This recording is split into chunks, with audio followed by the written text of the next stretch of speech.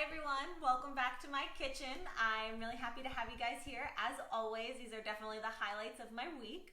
So tonight I'm really excited to share this recipe with you for butternut squash mac and cheese. It is a really delicious vegan option for mac and cheese, and along the way, if you are using regular dairy products, I will direct you on how to use those. But it's a great vegan recipe, and I talk to a lot of people in my office and with nutritional counseling about how to eliminate dairy or at least decrease dairy in their diet because it can be so inflammatory and so harsh on the stomach and cause a lot of symptoms like brain fog, bloating, sinus issues. So this is a really great way to start taking dairy out. You can still enjoy some really delicious dishes, but you don't have to have the dairy in it. So the other great thing about this recipe is that my mom is the one who inspired this recipe. When I was in high school, she started making this butternut squash mac and cheese recipe, and it wasn't vegan, but it was a butternut squash base, and it was absolutely delicious. And years later, we completely lost the recipe because it happens. So I decided to try and recreate it, and this is what I've come up with. And every single person that I have served it to absolutely loves it. Vegan, non-vegan, meat eaters, every single person loves this recipe. So I hope that you guys give it a try and love it as much as we all do. So what we're going to do is we're going to get started off with the spice mixture. So since we're not using cheese as our base, we need to make a spice mixture that is actually going to give it a cheese type taste in the mouth. So we're going to start off with about a teaspoon of paprika.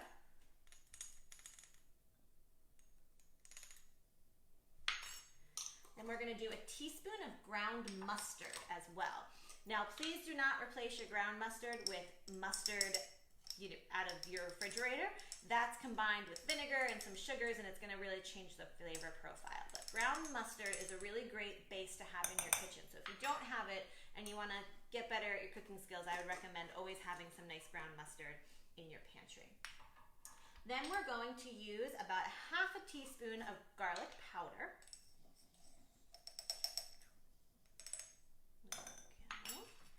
We're going to use a half a teaspoon of parsley, and we're going to keep this around because we're actually going to use this to garnish our dish at the end. There we go. And then our last ingredient is fresh nutmeg. Now, I know it kind of maybe seems a little strange, but cheese inherently is a little sweet because of all of those sugars that are in the dairy. So I like to use fresh nutmeg. You can use already ground nutmeg. I just think the fresh nutmeg has such a more aromatic flavor, and it really rounds out the dish a lot better. So about a quarter to a half a teaspoon is what we're going to do with the fresh nutmeg. Now, if you're using fresh, you just want to take the berry and just grate it over one of these little microplaners or zesters. Now, one of the really great things about this cheese sauce that we're going to make is it's super versatile. So you can use it as a base to a casserole. I'll use this for a base for like a wild rice and chicken casserole so that you can have it dairy free but still be really heavy and cheesy and decadent. You can use it as a cheese sauce on anything that you want. So if you're trying to cut dairy out but you still want to have all of these really great cheesy recipes, this is a great thing to keep the ingredients for to have in your pantry. All right, we're gonna add a little bit of salt and pepper. I'm super fancy tonight. I got a new little toy, a nice little salt and pepper thing so we can do a nice little pinch like all the real cool chefs do. A little pepper, about a quarter teaspoon of each, nothing too crazy, just enough to really round out the spice. So that's it for our spice mixture. Next, we're gonna cut up our aromatic vegetables. We are going to use garlic, and the recipe calls for shallots, but I apparently can't remember to buy shallots at the food store. So again, just like I said last week, you can always replace your shallots with some nice onion. It's gonna have a little bit of a different taste, but in the long run, it's not the end of the world. So we're just gonna cut these guys up like we normally would. So I wanted to take a minute to thank everybody who bought a green banana well pack since last week. I am really excited. We're going to be able to do our first donation on Monday of next week. We are going to be donating to some nurses and health healthcare heroes at Brick Hospital, Ocean Medical Center, excuse me. And I'm really excited. And we are going to keep that promotion going on. So if you haven't donated, if you haven't bought a well pack yet, if you've been thinking about it, please consider doing it so that we can then help these nurses and healthcare heroes do a little self-care for themselves over at Brick Hospital, okay? And it is Nurses Week, so it's the best week to help out this cause. All right, so we're just nice roughly chopping. We are actually going to end up blending this sauce, so your pieces don't need to be perfectly chopped. Now we're going to use 3 cloves of garlic. If you're not a huge garlic fan, you can cut this down to just 1 or 2. We're big garlic fans in my house, and I think it really helps round out the flavor really well. Uh-oh. All right, guys, I think we're gonna have to go and, oh, no, she left. Okay, I was gonna say, Betty's getting a little impatient, but I think she left us. She doesn't want to hang out with us anymore.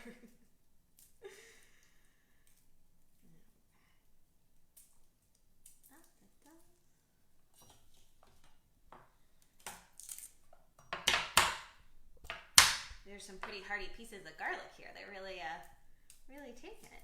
So if you were watching and you've watched in the past, if you want to just comment, I actually got a microphone so you guys could hear me a little better. So if you can hear me better, just comment on the post and let us know how we're doing. I'm trying to make this as easy to watch for you guys as possible. All right, so again, just a nice rough chop. We do want to chop these small so that as they cook in the pan, we can cook it evenly, and we don't want big chunks of uncooked garlic, but it doesn't need to be a perfect mince or chop. There we go. All right, so we have our aromatics and our spice mixture ready, and with that, we are going to move over to the stove. Okay. There we go. All right, so we're gonna get a nice big pot, nice and warm, about medium heat, and we're gonna put 3 tablespoons of coconut oil in here. Now, if you are not making this vegan and you're just using regular dairy, you can absolutely use regular butter. You're gonna do tablespoon to tablespoon. So 3 tablespoons of coconut oil or 3 tablespoons of butter, whichever you decide to use. All right, so while this is heating up, what we're gonna do is talk about some of our other ingredients.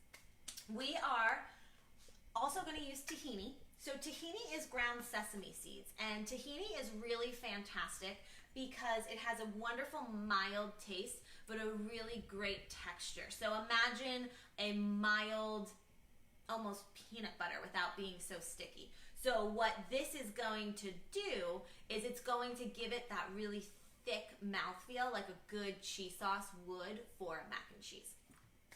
Next, we're gonna use a dairy-free milk.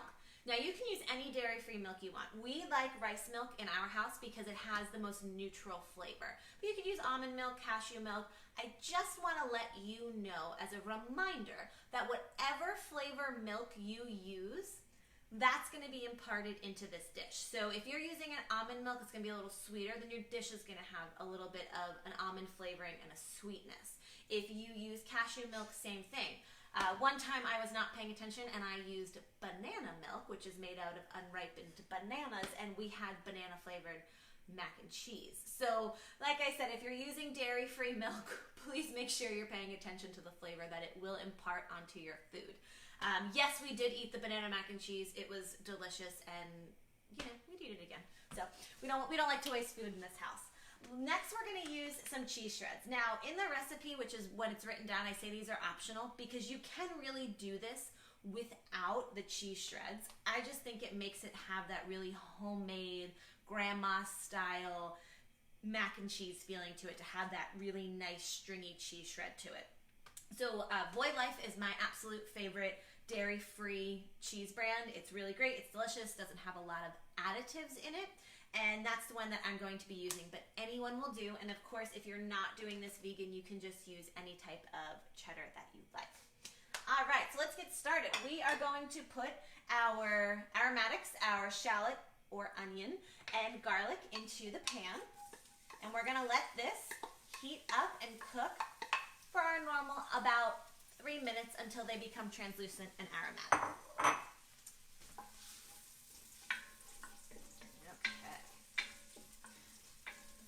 Now the reason that we're using coconut oil instead of olive oil or maybe canola oil or avocado oil is because coconut oil has that buttery mouth feel and that buttery flavor to it that's going to work well and make this taste like a traditional mac and cheese.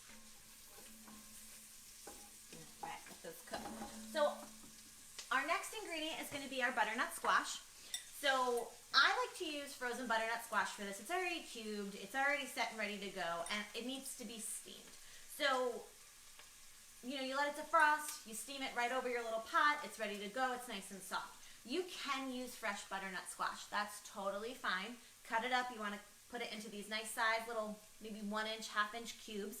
But when you cook it, because you are going to want it to be cooked before you use this recipe, you're going to want to steam it. You don't want to bake it or broil it because that's actually going to cause the butternut squash to caramelize. I made this recipe a couple weeks ago, maybe almost 2 months ago now, and I actually decided to bake the butternut squash before I put it in here, and it just doesn't have the same texture. It has almost a caramelized flavor to it, and it's not as smooth. So whether you're using frozen butternut squash or fresh butternut squash, make sure that you steam it to cook it before you use this recipe. If you don't cook it before we use it in the recipe, then it's not going to blend, it's not going to have the right mouthfeel. There we go. Okay. And our last ingredient is, of course, the mac in our mac and cheese. So I am using some nice gluten-free elbows. You can, of course, use regular macaroni. That's totally fine. Doesn't need to be gluten-free. You're going to want to cook it just till it's al dente, so it has a nice bite to it still, because when we put it into the hot cheese sauce, it's going to cook a little bit more, and we don't want it to get mushy. You can use a different shape. If you want to use penne, you absolutely can. It'll give it a little bit of an elevated look to it. But I like traditional elbows. It's just a more traditional way. Okay. So this is looking pretty good. We're going to add our spice mixture in, and we are going to, just for a minute, let this work into our aromatics, just so everything's really combined well in here. And this is, the smell that this combination gives off is really just fantastic. If you guys make this at home, you're really going to love it. Okay. So while this is just finishing up, mixing together, we are going to put our tahini in. Now, when it comes to the tahini, it's really thick. Like I said, it's almost kind of like a peanut butter. So we're going to measure 1/3 of a cup, and we just want to make sure that when we're using tahini, if it has separated the oil from the thicker part, that we've mixed it well, and we're getting a little bit of both. If we only put the oil in, then we're not going to have the mouthfeel and the creamy texture. And if we don't put enough oil in, then it's not going to have that fattiness that's going to make it taste really good. You know, I wanted this apron, but I really hate getting it dirty, so I hate wiping my hands on it because it's so pretty. All right, so you're just going to mix this around until everything's really well combined in here.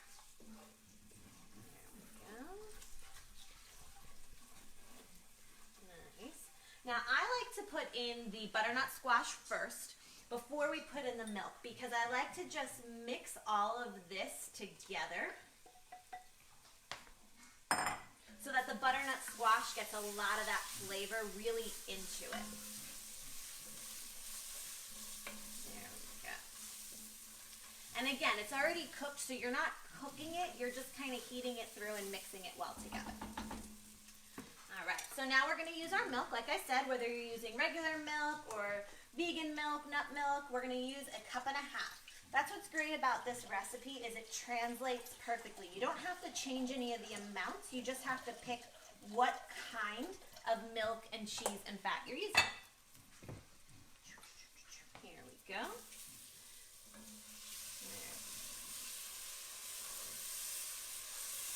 And as any pieces are stuck to the bottom of the pan, we are going to kind of just scrape those guys off. There we go. Okay. heat up through spices. We have the butternut squash in here, but it's all chunky, right? So what I'm going to do is I'm going to use my immersion blender. And what an immersion blender does is we plug it in and we can blend it right in the pot. If you don't have an immersion blender, that's totally fine. You can just throw it in your regular blender. You can take it out, pop it in the blender, and it'll be good to go. However, remember, if you're blending anything that's very hot, if you put a lid really tight on it before you blend it, you're gonna have a little eruption. You're gonna have an explosion. So if you're gonna put this in your blender, put it in your blender, and instead of putting the top on tightly, leave it a little loose so steam can escape, and just put a towel over it. So if anything does pop up, you're not getting your whole kitchen dirty. But like I said, we're gonna use the immersion blender today. And I am just going to move this guy over a little bit. Get off the stove. All right, so here we go. Now we want to really make this as creamy as possible.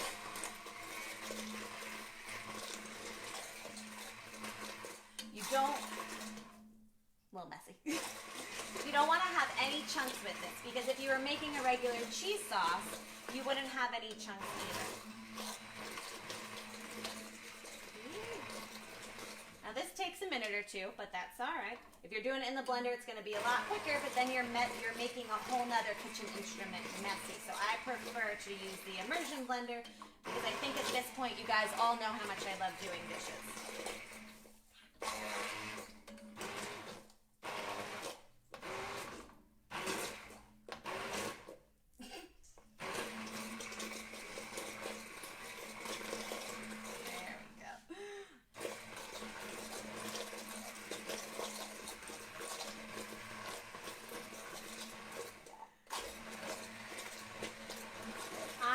Say that a clean kitchen is a wasted kitchen. So I know that this is spraying everywhere. For all of you super clean freaks, it's going to be okay. I promise I'll clean it. But a sign of a well-used kitchen is a nice, dirty kitchen. And that's kind of the benefit of using the high sides. It protects you from all the other things. You could make this in a smaller, like a more shallow bowl. But see how much is flying out now? You're going to have a whole lot more. All right, almost there. Now, if you were a little bit more patient and steady-handed, you probably wouldn't have so much of this flying out at you. But I like to move it around a lot and get the chunks in, so that's okay. All right, we're pretty smooth now. There we go. Just gonna move this guy over here. Excuse me, cameraman. Okay. So now it's still nice and hot, but I'm gonna move it back onto the heat and put it on low just to make sure that everything is really still staying warm. So now we're gonna take 2 cups of whatever type of cheese that we want to use. I like to put this in before the macaroni because it allows the cheese to really blend in with everything. Now, I like using a yellow cheddar, like a sharp yellow cheddar, because this sauce, as it is has a little bit of a darker color to it. It doesn't have that bright, pretty color. So if you use a white cheese, it's not gonna have that pretty taste or that pretty color that like brings you in that looks like mac and cheese. So I would use a yellow cheese, and you can use about 2 cups. And you're just gonna stir it in so that it mixes well. And the cheese starts to melt a little bit. There we go. We're just gonna put the rest of that in there. Make our cameraman happy, who always loves a little extra cheese in all of our recipes. Okay, so this is getting nice and warm, and it's starting to melt. There we go. So some of the other vegan cheeses, the reason why I like Voy Life is because some of the other vegan cheeses, they have a ton of fillers in them. There's a ton of soy. With the Voy Life, you're not getting a ton of soy. It's nut-based, so if you do have a nut allergy, it may not work for you.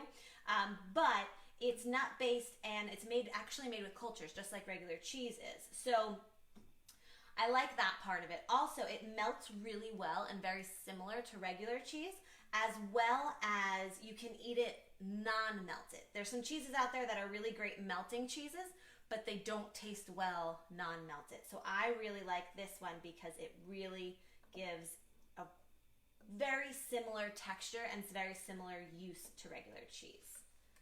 All right, this is looking like it's melting in pretty well. So now all we'll do next is we will take our pasta, or macaroni, whichever kind we decided to use, and pop this in here. Now this kind of makes like a lot. So this is going to be like a really nice ooey gooey mac and cheese. So I'm using about 12 ounces of gluten-free pasta.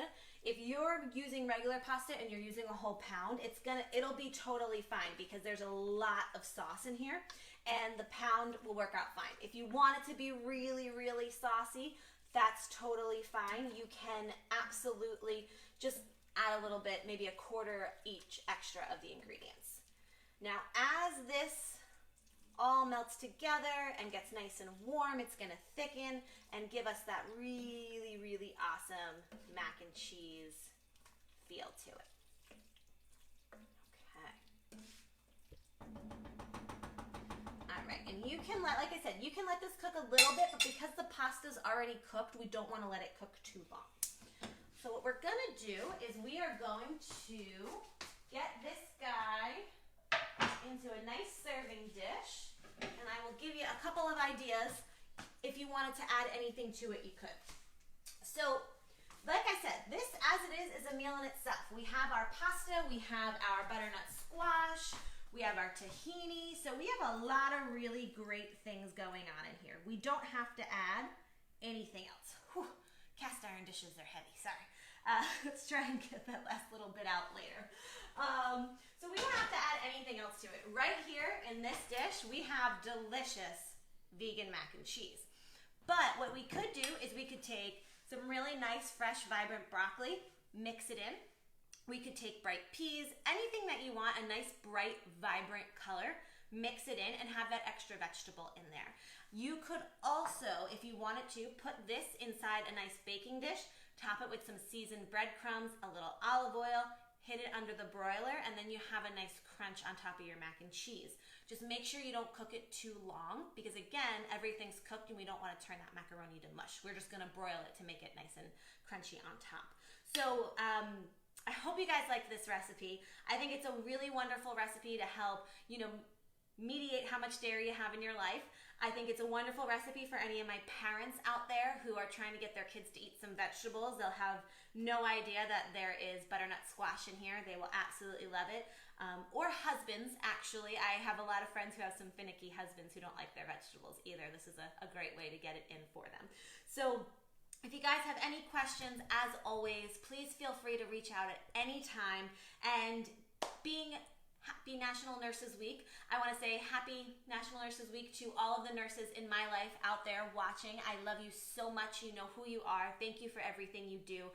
And if you would like to thank a local healthcare hero, please visit greenbananawellpacks.com to purchase a pack, and my company will donate one to our local healthcare heroes at Ocean Medical Center in Brick.